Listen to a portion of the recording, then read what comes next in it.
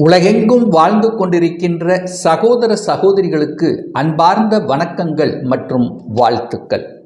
இன்றைய பதிவானது குரோதி வருடம் தமிழ் புத்தாண்டு ராசி பலன்களைத்தான் பார்க்க இருக்கிறோம். அதன்படி இந்த சித்திரை மாதம் 1ஆம் தேதி, அதாவது ஏப்ரல் மாதம் 14ஆம் தேதி அன்று சஷ்டி திதியில மிதுன ராசியில கன்னியா லக்னத்தில் இந்த குரோதி வருடமானது பிறக்க இருக்கிறது. இந்த குரோதி வருடத்தில், அதாவது முதலில் பார்க்கும் பொழுது இந்த குருவினுடைய பெயர்ச்சியானது நடக்க இருக்கிறது. அதன்படி பார்க்கும் பொழுது சித்திரை மாதம் 18ஆம் தேதி, அதாவது மே மாதம் 1ஆம் தேதி என்று குருவினுடைய பெயர்ச்சி, அதாவது மேசத்திலிருந்து ரிஷபமனைக்கு பெயர்ச்சியாகிறார்.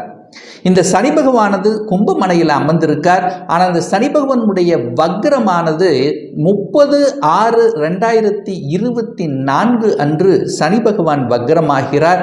14/11/2024 அன்று, அதாவது இந்த சனி பகவான் வக்ர நிவர்த்தி அடைகிறது.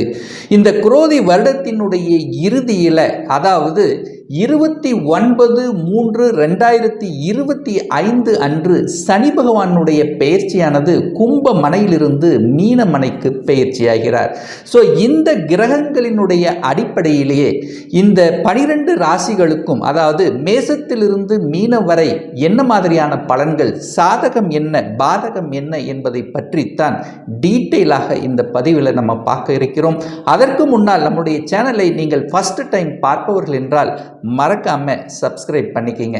ரிஷபராசி அன்பர்களே, இந்த குரோதி வருடம், அதாவது சித்திரை மாதம் 2024 பங்குனி மாதம் 2025 வரை, அதாவது இந்த 365 நாட்கள், இந்த ஒரு வருட காலத்தில் பார்க்கும் பொழுது இந்த மாதம், அதாவது வருகின்ற சித்திரை 18ஆம் தேதி, அதாவது மே மாதம் 1ஆம் தேதி என்று குரு பகவானுடைய பெயர்ச்சி. அதன்படி பார்க்கும் பொழுது இதுவரை 12ஆம் இடம் என்கின்ற விரயஸ்தானத்திலிருந்து வந்த குரு பகவான் இப்போ உங்கள் ராசி, உங்கள் மூளை, உங்களுடைய லக்னத்திலே வந்து அமர இருக்கிறது.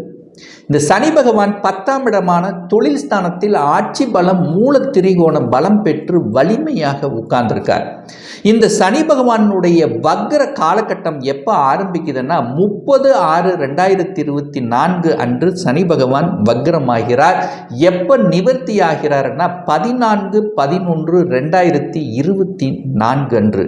இந்த சனி பகவானுடைய பெயர்ச்சியானது இந்த வருடத்தினுடைய இறுதியில் நடக்க இருக்கிறது. அதன்படி பார்க்கும் பொழுது 2025வது வருடம் 3வது மாதம் மார்ச் மாதம் 29ஆம் தேதி அன்று சனி பகவான் 10ஆம் இடம் என்கின்ற தொழில்ஸ்தானத்திலிருந்து 11ஆம் இடம் என்கின்ற லாபஸ்தானத்துக்கு பெயர்ச்சி ஆகிறார். இந்த ராகு கேதுக்கள் எந்த மாற்றம் இல்லை. அதன்படி பார்க்கும்போது ராகு பகவான் 11ஆம் இடத்திலும் கேது பகவான் 5ஆம் இடத்திலும் அமர்ந்து கொண்டு இந்த வருடம் ரிஷபராசி அன்பர்களுக்கு என்ன மாதிரியான பலனை கொடுக்கிறது என்று பார்க்கும் பொழுது, குரு பகவான் உங்கள் ராசியில் வந்து அமர்ந்துட்டார். ஒரு இயற்கை சுப கிரகம் என்று சொல்லக்கூடிய குரு பகவான் உங்கள் ராசியிலே வந்து அமருகிறது மிகப்பெரிய ஒரு நன்மை.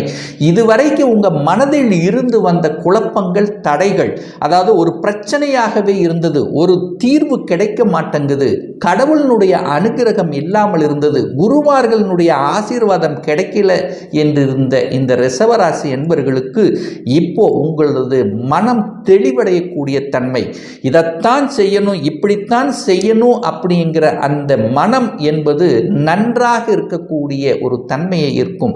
ஒரு தன்னம்பிக்கையுடன் செயல்படக்கூடிய ஒரு வருடமாக அமைகிறது இந்த ரிஷபராசி என்பவர்களுக்கு.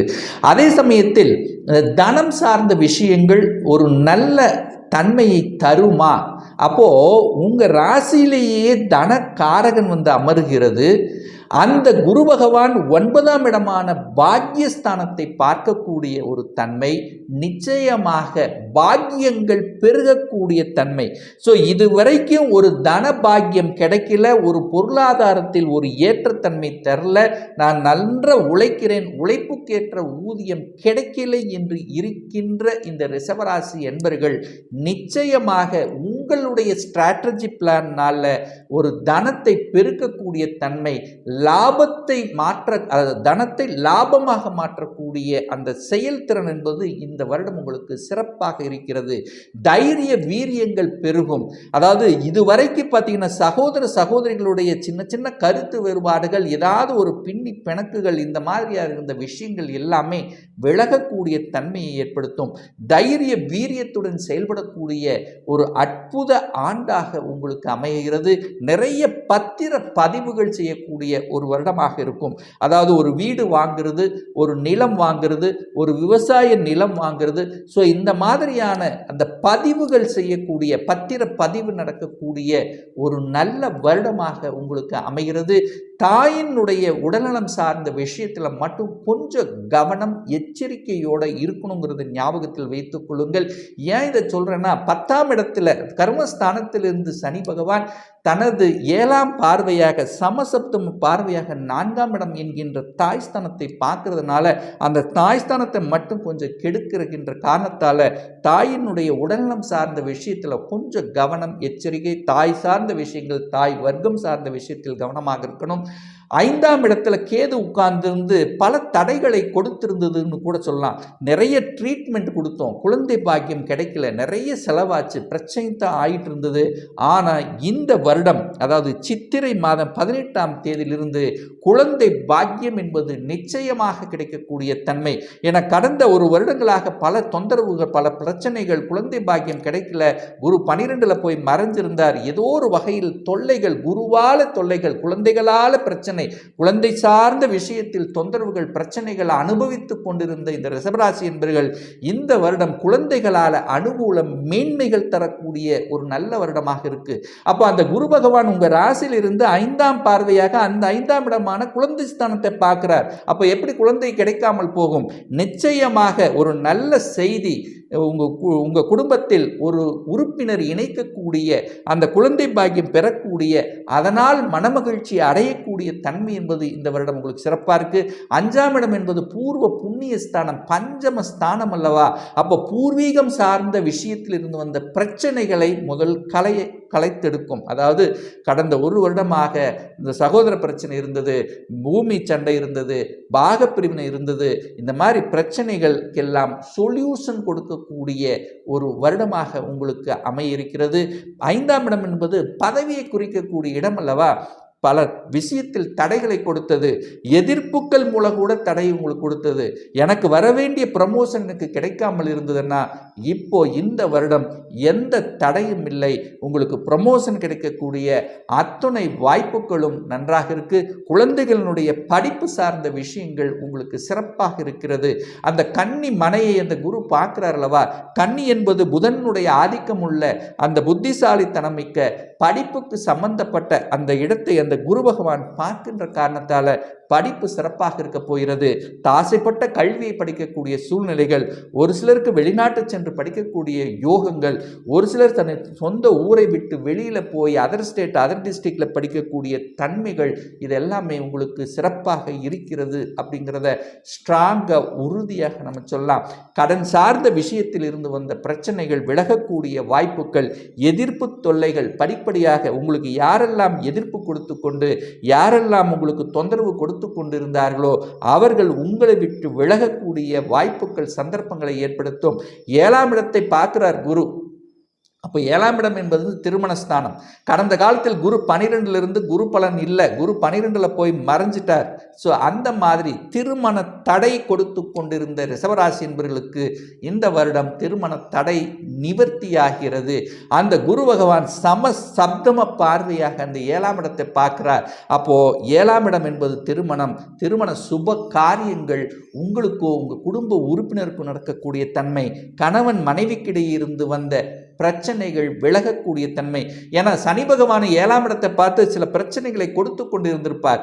இருவருக்குள்ளே ஒரு அந்யோன்யம் இல்லாத தன்மை இருக்கும். இப்போ அது புரிந்து கொண்டு, கணவன் மனைவியை புரிந்து கொண்டு, மனைவி கணவனை புரிந்து கொண்டு 2 பேரும் சேர்ந்து இதுதான் வாழ்க்கை அப்படிங்கிற தன்மையை உங்களுக்கு உணர்த்தக்கூடிய ஒரு சந்தர்ப்பங்களை கொடுக்கும். அப்போ நிச்சயமாக கணவன் மனைவி சார்ந்த விஷயத்தில் இருந்து வந்த பிரச்சனைகள் அகலும். ஏற்கனவே டிவோர்ஸ் ஆகி 2ஆம் திருமணம் நடக்கணும் என்று காத்து கொண்டிருந்தவர்கள் திருமணம் நடக்கக்கூடிய வாய்ப்புகள் அல்லது திருமணத்துக்கான அந்த எண்ண ஓட்டங்களை கொடுக்கக்கூடிய சந்தர்ப்பங்களை உருவாக்கும். கணவன் மனைவி 2 பேரும் சேர்ந்து ஒரு சொந்த தொழிலை செய்யலாம் என்கின்ற எண்ண ஓட்டங்களை கொடுக்கக்கூடிய வருடமாக உங்களுக்கு அமைகிறது. அல்லது ஒரு சிலர் கூட்டுத்தொழில் இருந்து அந்த கூட்டுத்தொழில் இருந்து வந்த பிரச்சனைகள் தொந்தரவுகள் எல்லாம் விலகக்கூடிய வாய்ப்புகளை நிச்சயமாக உருவாக்கும்.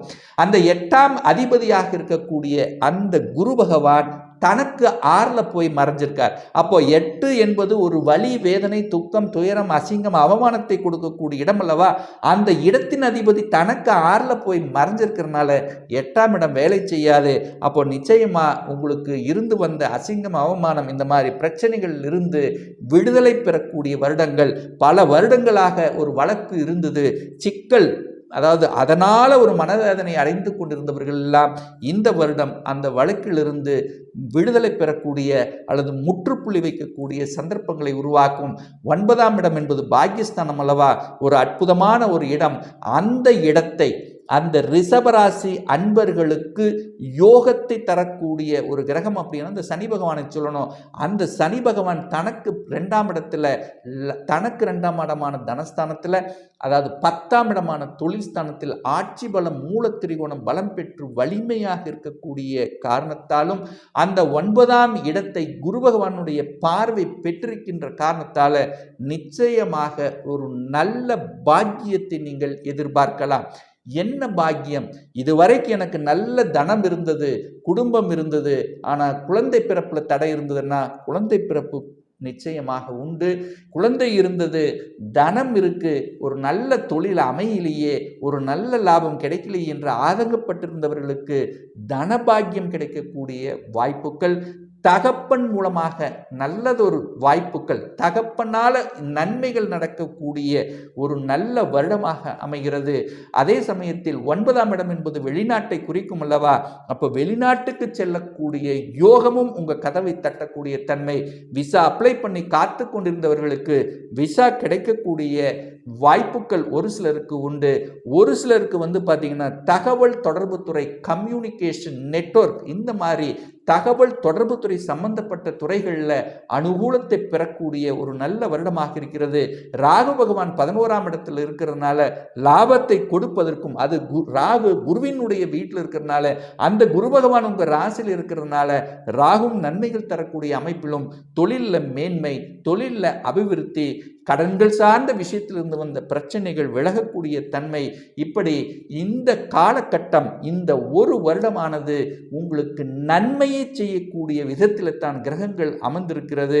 குரு பகவான் உங்கள் ராசியிலே இருந்து 5ஆம் இடத்தையும் 7ஆம் இடத்தையும் 9ஆம் இடத்தையும் பார்த்து புனிதப்படுத்துகின்ற காரணத்தாலும், சனி பகவான் 10ஆம் இடத்தில் அமர்ந்து தொழில் ஸ்தானத்தை வலுப்படுத்துகின்ற காரணத்தாலும், ராகு உபஜயஸ்தானமான 11ஆம் இடத்தில் இருக்கிறதுனால நிச்சயமாக தொட்டது துளங்கும், எடுத்த காரியங்கள் ஜெயிக்கக்கூடிய, நல்லவைகள் நடக்கக்கூடிய ஒரு நல்ல வருடமாக அமைகிறது இந்த ரிஷபராசி அன்பர்களுக்கு. ஒரு துல்லிய பலன் வேணும் அப்படின்னா உங்களுடைய சொந்த ஜாதகம், சுய ஜாதகத்தில் கிரகங்கள் எப்படி இருக்கிறது, அந்த கிரகங்களினுடைய இணைவு எப்படி இருக்கிறது, எந்த டிகிரியில் இருக்கிறது, கோச்சாரத்தில் இந்த வருடம் கிரகங்கள் எப்படி இருக்கிறது, இப்போ உங்களுக்கு நடப்பு தசா புத்தி அந்தரம் சூட்சமம் வாயிலாக நீங்கள் கேட்கக்கூடிய எந்த கேள்வியாக இருந்தாலும் இந்த வருடத்தில் சொந்த தொழில், சுய தொழில் செய்யக்கூடிய கொடுப்பினை நம்முடைய ஜாதகத்தில் இருக்கிறதா, அப்படி இருக்கக்கூடிய பட்சத்தில் எப்போ நம்ம சொந்த தொழிலை ஆரம்பிக்கலாம், இப்போ +2 முடிச்சிட்டேன், என்ன கோர்ஸ் படிக்கலாம், எதை படிக்கக்கூடிய விதி கொடுப்பினை நம்முடைய ஜாதகத்தில் இருக்கிறது, எனக்கு திருமணம் தடையாக இருக்கு, எப்போதான் நமக்கு திருமணம் நடக்கும், குழந்தை பாக்கியம் கிடைக்கும், எப்போ வீடு கட்டக்கூடிய யோகம் இருக்கிறது, இது போன்ற கேள்விகளுக்கு துல்லியமான பதிலை நம்மால் கூற முடியும். ஒரு பர்சனல் கன்சல்டேஷன் சுய ஜாதகம் பார்க்கணும் என்று விருப்பமுடைய அன்பர்கள் டிஸ்பிளே தெரியக்கூடிய நம்பருக்கு வாட்ஸ்அப் மூலியமாகவோ ஃபோன் கால் மூலியமாகவோ தொடர்பு கொண்டு அப்பாயின்மெண்ட் பெற்றுக்கொண்டு கன்சல்டேஷன் எடுத்துக்கலாம். நிச்சயமாக இந்த பதிவு ஏதாவது ஒரு ரூபத்தில் உங்களுக்கு யூஸ்ஃபுல்லாக இருக்குங்கிறதுல எந்தவித மாற்று கருத்தும் கிடையாது.